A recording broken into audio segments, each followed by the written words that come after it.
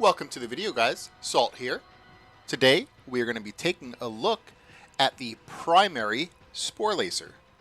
So we've actually done the secondary Sporelacer a few days ago. It's the Kitgun, and I just wanted to make sure that probably within the same week I did the primary as well. That way they weren't too far apart from each other. So in this weapon series, we take a weapon, we build it out, and we test that weapon on its own merits, meaning I don't mix it with any kind of external factors that would increase weapon performance. That would be things like Warframes using abilities, pets putting statuses on enemies, things like that. We just test the weapon, built out by itself, and we let the viewer make their own intelligent conclusions about adding those external things. So let us get into the Sporelacer primary.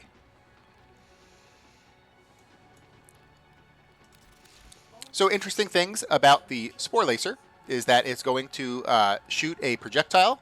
The projectile is going to explode, and it's going to kind of also explode these little bomblets, kind of like the Kuvazar if you're familiar with that.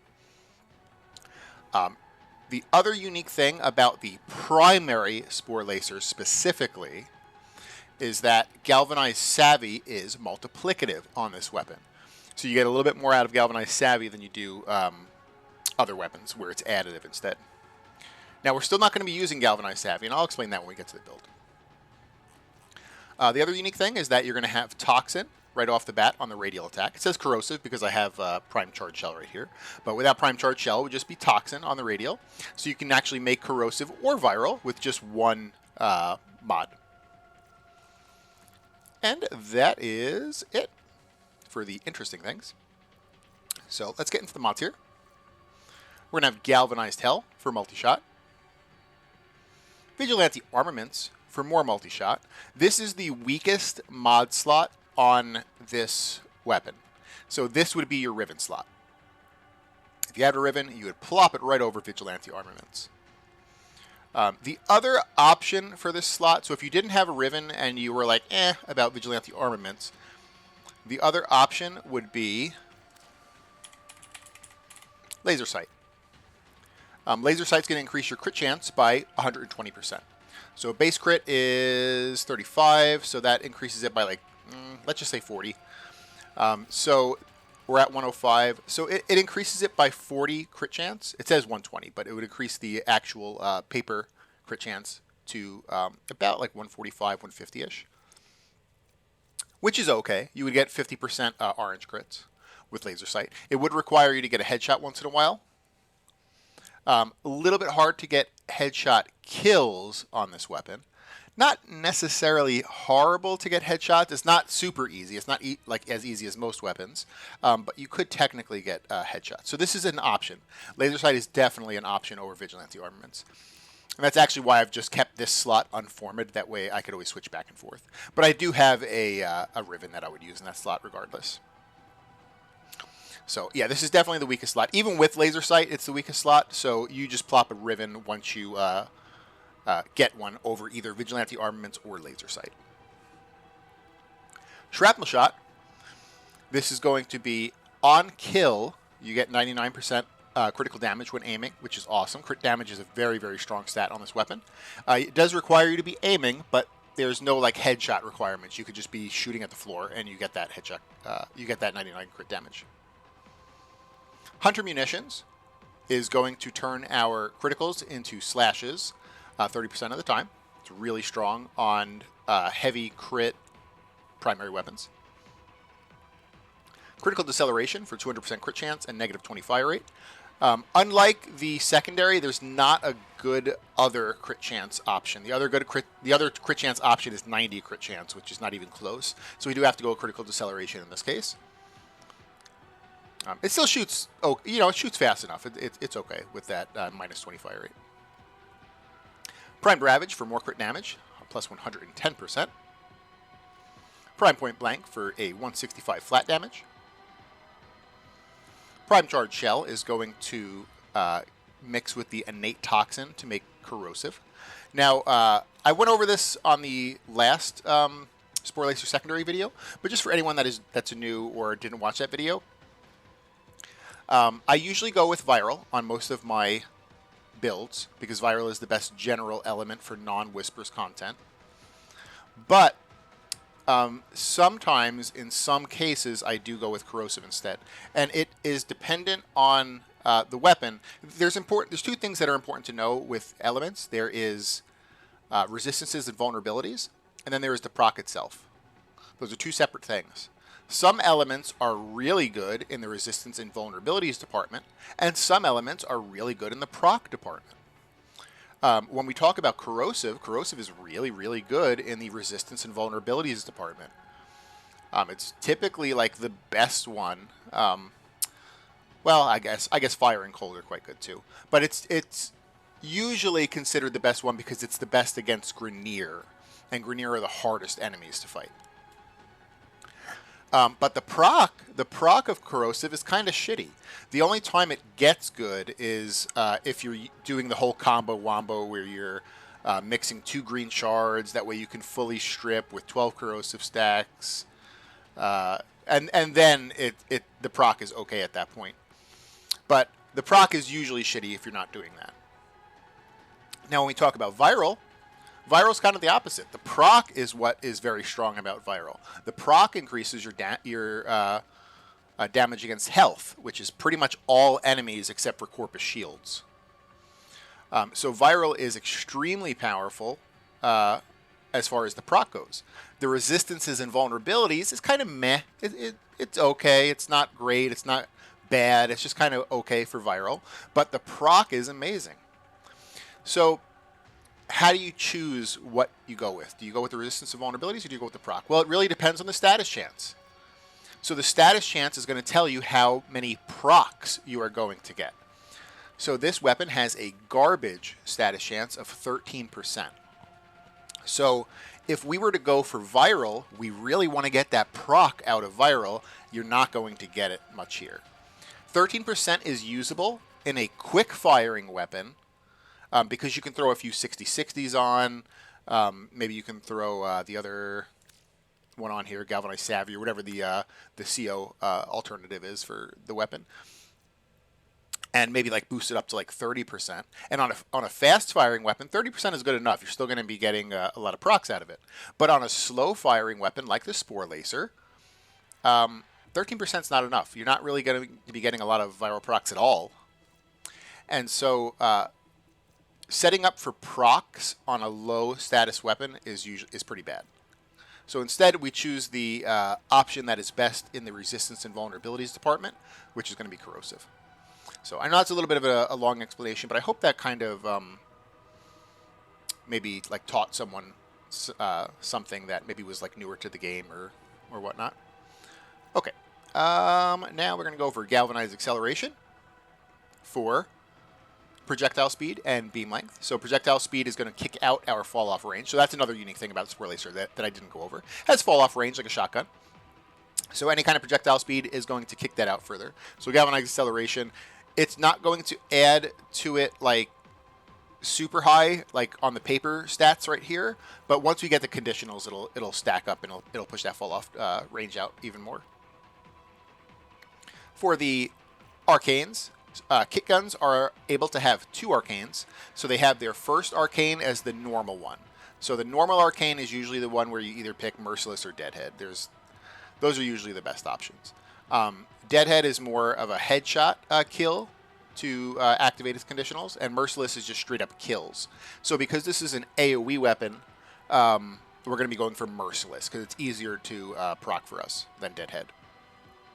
So primary Merciless in the Arcane slot for 360 flat damage and 30% reload speed.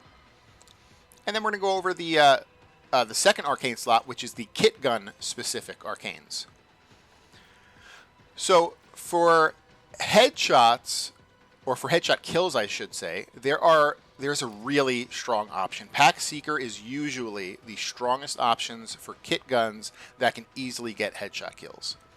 This is not going to easily get headshot kills. Could you trigger Pack Seeker once in a while? Yes, of course. But it's not going to be frequent. It's going to be very infrequent. Because a lot of your kills are going to be through AoE, and a lot of your kills are going to be through Slash. So Pack Seeker is not going to frequently proc. So for an AoE weapon, you have 2 choices. You have Pack's Charge, which is going to turn your weapon into a battery weapon. You don't technically need a battery weapon for this. It has an okay ammo pool. and a pretty good ammo pickup. But you could, if you didn't want to have to worry about ammo whatsoever, you could pick Pax Charge for battery. And then the other option is one of the residual mods. So you have residual boils, which puts down a heat pimple that will do some fire damage and put a fire proc on. All the damage for all of these residuals is absolutely garbage. So the residuals, you don't really use them for the damage. You use them for kind of just the proc. They just randomly puts a proc and whatnot on enemies. So the residual boils is going to put a little heat pimple on the ground that is going to do a fire status. 20% chance on kill to spawn one of those little heat pimples. Same thing for residual Malador. It's going to be a frost pimple. It's going to make a little cold area. Residual shock is going to like summon a electric tentacle that's going to apply shock status or electric status. Sorry. Residual viremia is going to be the last of the basic elements with toxin. So it's going to put a little like toxic pool down that's going to apply the toxin status. Now, out of all of these residuals, I feel like the best ones are going to be heat and electric. And it's because not only do you get the proc out of heat and electric, but you also get the CC, because when enemies are set on fire, they kind of flail around for a little bit, and you get a little bit of CC out of it. Or when enemies are shocked, it's the same thing. They kind of flail around. Well, they don't flail. They kind of like shake, like they're having a little seizure. So I would pick, if you're going to go with residuals, I would either pick residual shock or residual boils. I did the last Sporelacer secondary video with shock, so I think this time I'll do boils. I'll show that off. That'll be the little heat pimples. So, but honestly, all these residuals are not very strong. And Pax Charge is not really needed either. So, like, there's not a great arcane for the Sporelacer. You could also go with Pax Seeker and just kind of hope that once in a while you get a headshot kill and it adds a little bit of DPS. Residual boils will be way more consistent than Pax Seeker, but you might get a little bit more DPS out of Pax Seeker, but like barely, because you're not going to be getting a lot of headshot kills. Okay. So that is the mods and the arcanes for the Sporelacer primary. I am going to go over the parts, though. I actually went over the parts first with the Sporelacer secondary. I kind of forgot to do that here. Okay, so the Sporelacer primary, the chamber, of course, is going to be the Sporelacer. For anyone that doesn't know, the chamber is what gives you mastery. That's the only thing on kit guns that give you mastery. So if you just want to build this for mastery fodder, it doesn't matter what grip and loader you use. You can use whatever the cheapest is for you to get. But to min-max it, you're going to want specific grips and loaders. But chamber, Sporelacer. Grip is going to be the Tremor. Tremor is going to be the best grip for DPS. Loader is going to be Splat. There is a option to also use the kill stream. Splat's going to be a higher magazine size and slower reload speed. And the kill stream is going to be a smaller magazine size and a quicker reload speed. So that's optional. However, if you're going to build this as a battery weapon with the Pax Charge arcane, I would suggest Splat over Killstream. But between Splat and Killstream, they have the exact same damage profile. It's just the magazine and reload is different. So those are the parts to build the Sporelacer primary. And I think that should be it for the showcase of the build. So now we'll get into the gameplay. So because I don't mix this with any kind of externals that would increase weapon performance, I'm going to be doing this on a big dumb Anaros with no Archon shards that increase weapon performance, no mods or arcanes on the Anaros that increase weapon performance, and with a pet with no sentinel weapon and no mods on the pet that increase weapon performance. Just so we can get a good look at the Sporelacer by itself. Do a 10-minute Kua Survival on Steel Path, of course. See how this does against Trash, Acolytes.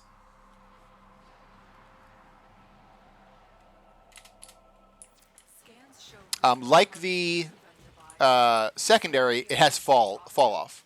Well, not like regular fall off, but actual like projectile like fall off. Is that the right word? I don't know. I think so. So you know, I'm aiming at the top of that door casing right there, but when I shoot, it's actually hitting the floor. So that's why the headshot kill, like you could do it, but you're really aiming at things like super close to you for it.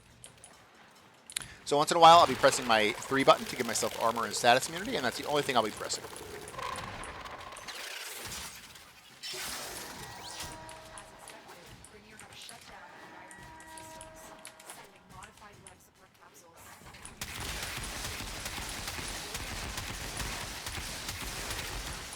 The primary is going to be a little bit better against the bigger enemies that the secondary was kind of meh against, like Eximus is.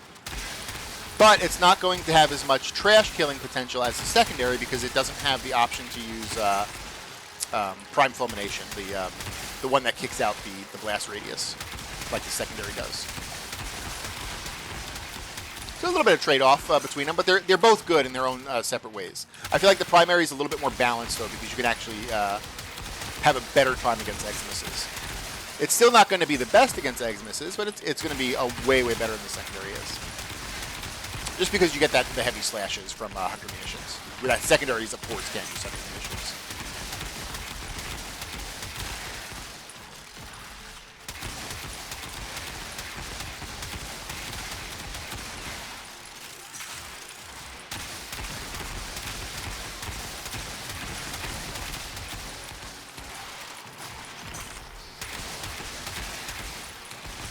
Actually, we have a shock Eximus right here. Let's show it on him.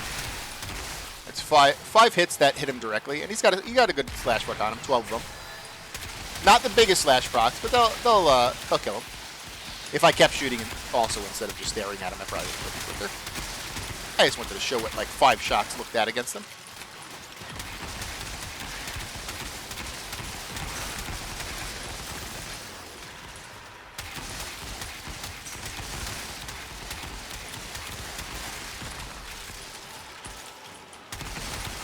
So the little heat pimples on the ground are harder to see.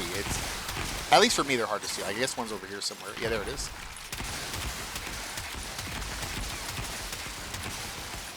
I guess there's one here too. There's like a little red ring that comes up around them.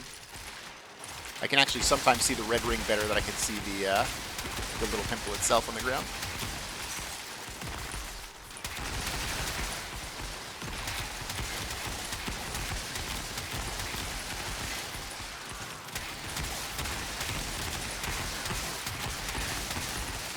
Oh, and the reason we're not using Galvanized Savvy, so Galvanized Savvy is multiplicative on the weapon.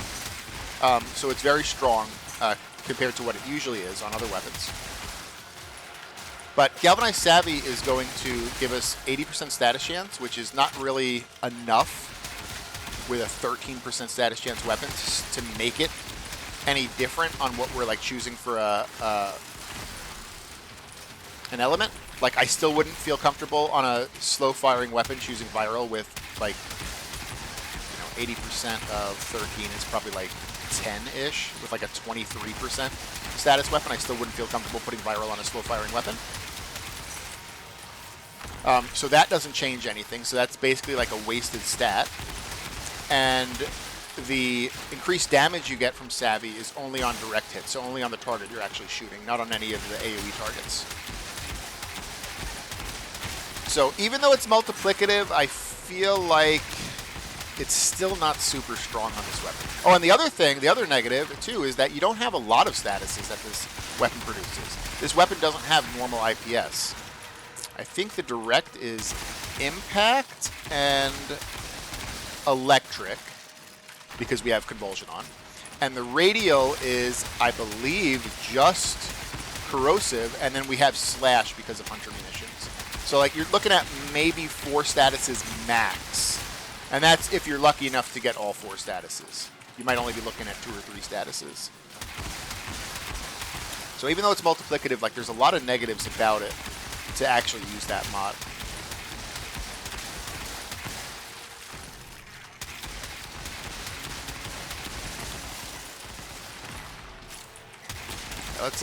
Let's fire off another magazine, and then we'll head to the location of the life supports. We'll have to hit a few of them. And we'll change up the location we're fighting. Different scenery.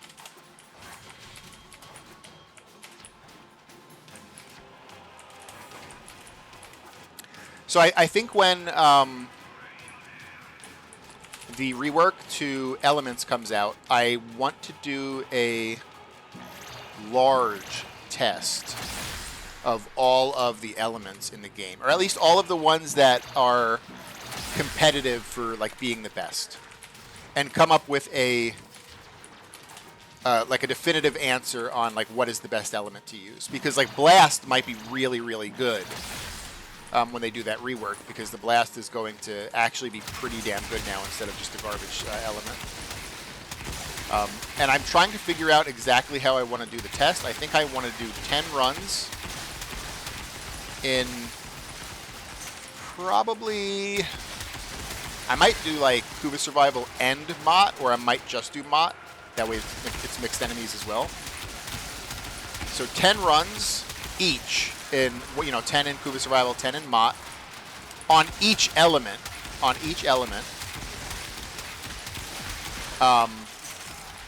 But I have to figure out a good weapon to do all these tests with. Like, it has to be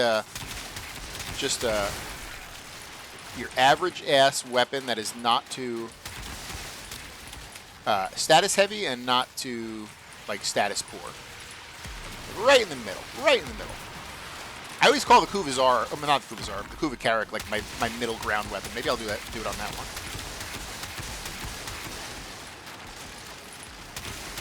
So this weapon's really good against the Acolyte. Acolyte's pretty much dead. Here he is. Knockdown, of course. For a ranged weapon, that is very good at Acolyte killing. You can't really compare ranged weapons to melees. Melees, like, completely kill Acolytes in, like, 2 hits. Ranged weapons are usually a little bit weaker against Acolytes. But for a ranged weapon, this is actually pretty damn good Acolyte killer.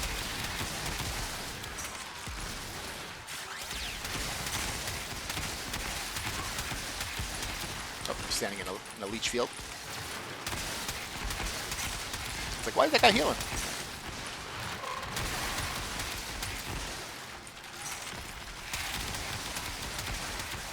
So I don't know if I want to actually do that whole thing in a video though, because that's going to be a lot of like hours to do, and I don't want to make like an 8-hour-long video.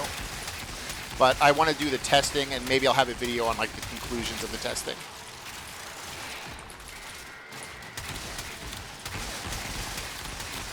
Because like right now, everyone pretty much knows it's like viral and corrosive is the best. If you're doing very specific faction stuff, no. Very specific faction stuff is going to be corrosive, toxin, and gas. But for general content, it's corrosive and viral. Well, I guess radiation too now for specific stuff because of the murmur.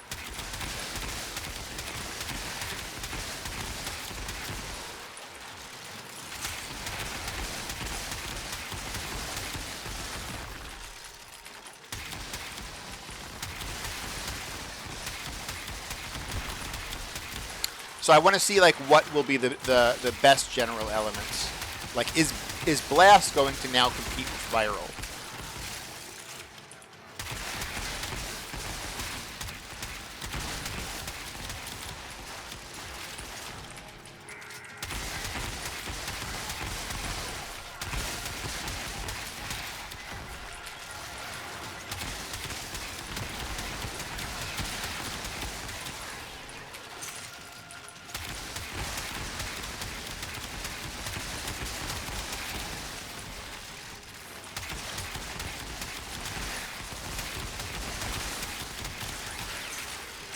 Almost at 9 minutes here. I'm going to hit one more life support.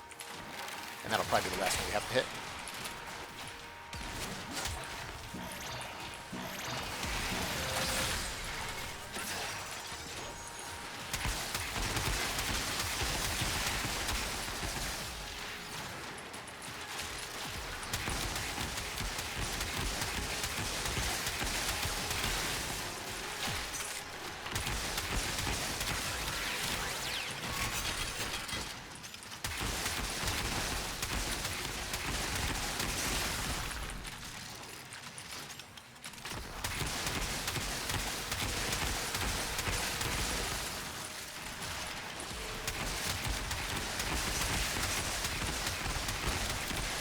Seconds.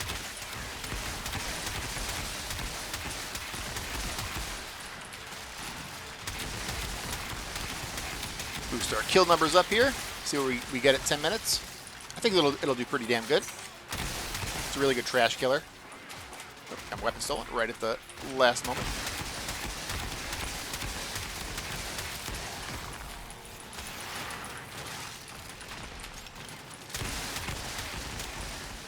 All right, 555 kills.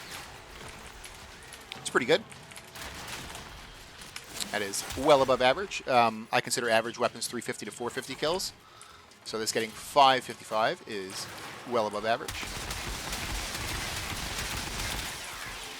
It's slightly better at eggs misses than the secondary, but it still kind of struggles against eggs misses. It's still not the best against eggs misses. Acolytes, it's just as good as the secondary.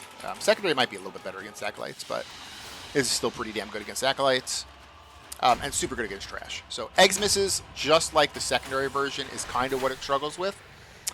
It's not the worst eggs miss killer. It's just not the best, but it is slightly better than the secondary version, just because of the slash you get from Hunter Munitions.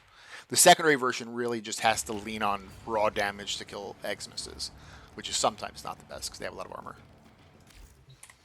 Okay, last test we'll do is going to be the Lua Circulus, which is going to be 10 minutes there. It's going to be higher level enemies at 180 to 200.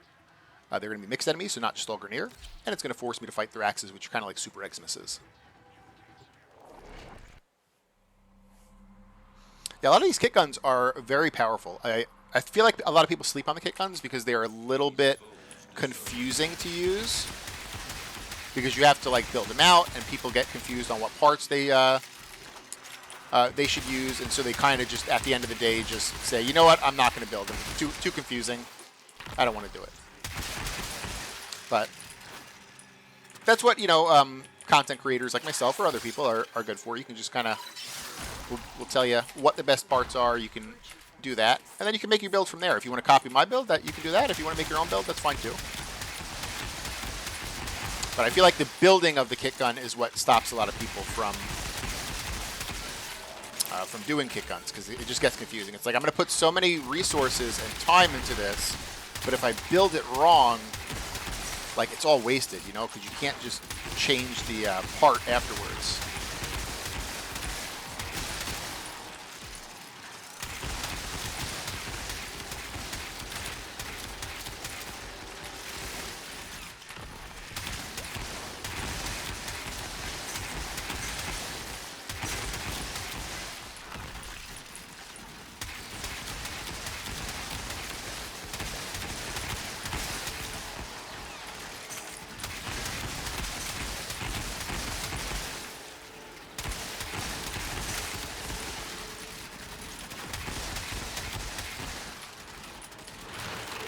I forgot to give myself armor and status immunity.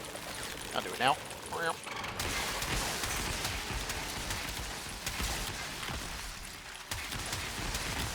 So most of the kit guns, the primary and secondary versions, act very differently than each other. The Sporelacer doesn't really. They're both pretty much the same, other than them being considered different things, of course. Like the secondary is considered a pistol, although weirdly it has fall-off damage, like a shotgun. And the primary is considered an actual shotgun, so you have to use shotgun mods for it. But like, other than that, like, they work pretty much the same. So like, it's one of the kit guns that actually doesn't have much of a difference between the primary and the secondary. Most of them do, though. Like, if you try to use the gaze as a secondary, it acts like the Kubanukor. But then if you try to use it as a primary, it's way different. It's a single beam that does radial damage at the end. You know, and there's other versions that are very different from each other. I guess the Rattleguts was supposed to be similar as well, though. The Rattleguts is like a machine pistol, and then the primary is a machine gun.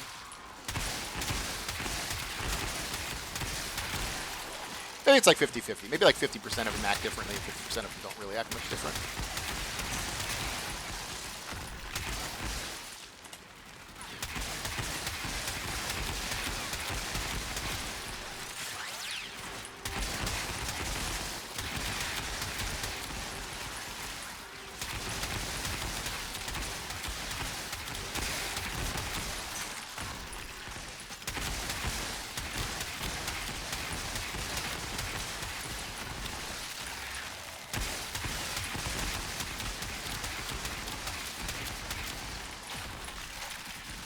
We're doing pretty good on collecting the yellow life supports. Like, we haven't really had to worry too much yet. I'm kind of hovering at 70% right now.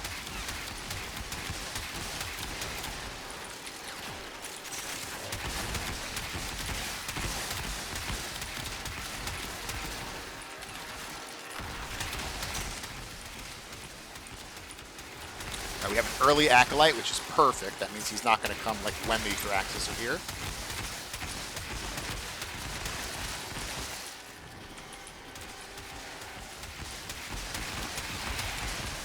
Torment.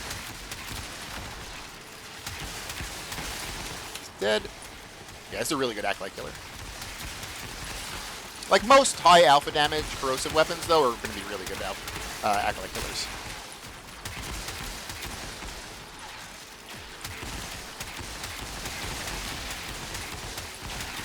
Again, I'm not using the battery mode on this. So, like, the battery, like, Arcane is an option, but it's not really needed. So, you might as well go for a little bit more damage or CC with a residual mod. Or residual one of the residual Arcanes. Or, if you want, you can go with Seeker, too. So, Seeker is usually the best DPS Arcane for weapons that can easily get headshot kills. This one doesn't easily get headshot kills, but you will just randomly be getting headshot kills once in a while. So, like, Seeker's still okay. The residuals are more consistent, but they're pretty booty as far as actual damage goes.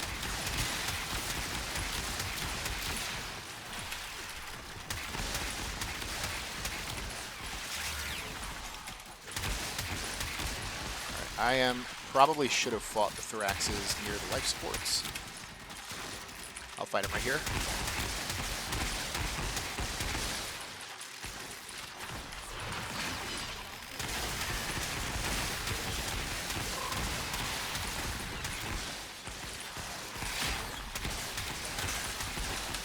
Yeah, I should have pulled him in this room to fight them. That was my fault.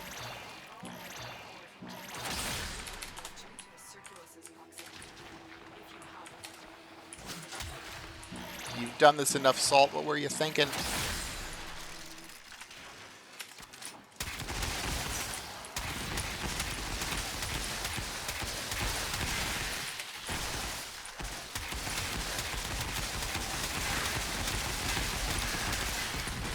Now more merciless stacks are pretty much gone. We'll get some more here.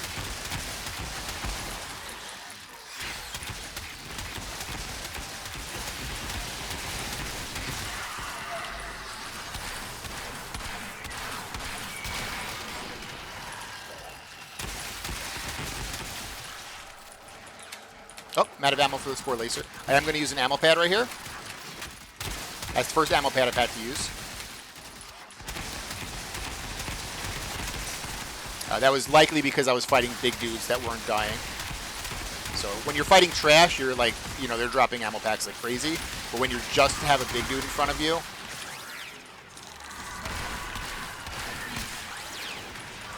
right, there we go.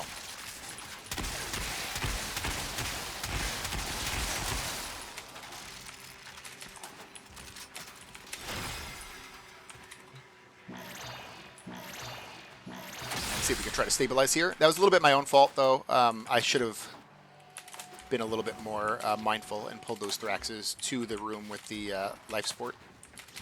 I didn't realize it until like 5 seconds before they spawned.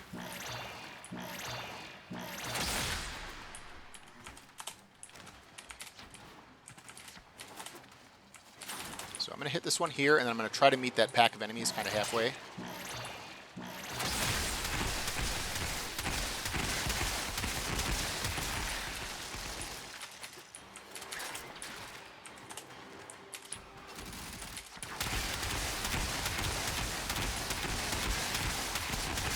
It's a good place to farm right here because they just kind of drop from the floor like right here. Look at those little fire pimples in the ground.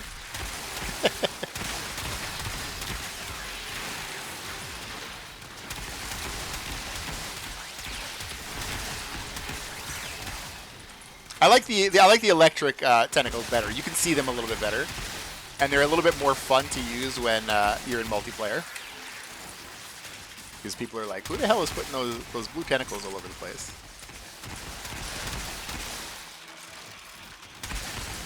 Angst is dead. A really good Acolyte killer.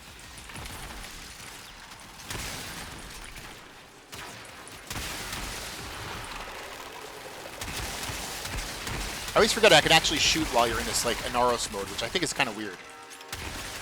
He has no animation of like having his gun out, but you can still shoot.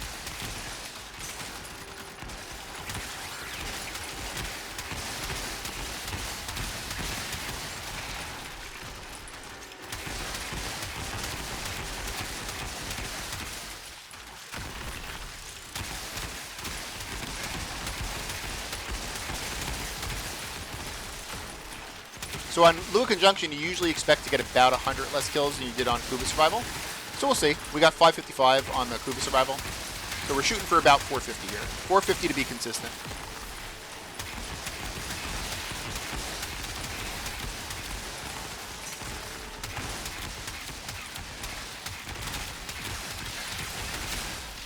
Okay, minute left.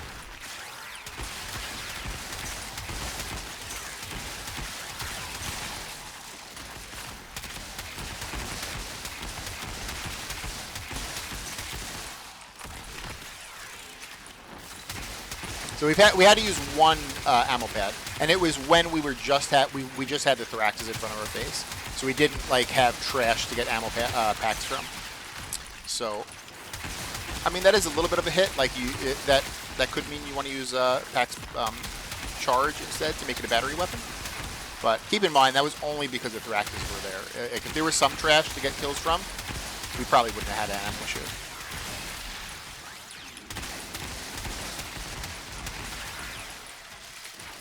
Thoraxes are coming in 5 seconds, and we should have enough life support to fight the last group of Thoraxes.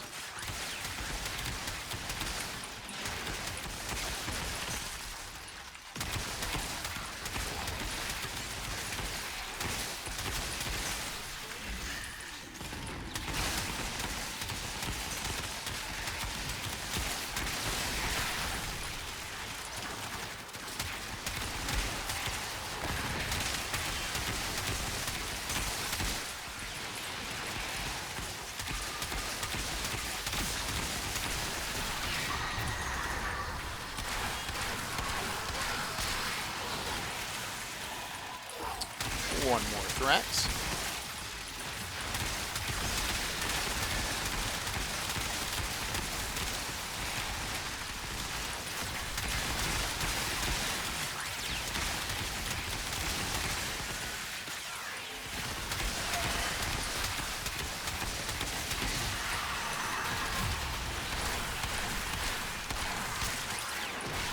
All right. So both Thorax is dead. We are at 645. That's even better than the Kua Survival. Granted, we were kind of fighting that Thorax for about a minute after, and because this is an AoE weapon, we were also killing some trash. But yeah, that matches Kua Survival and beats it a bit. So it's a very strong weapon, extremely strong weapon.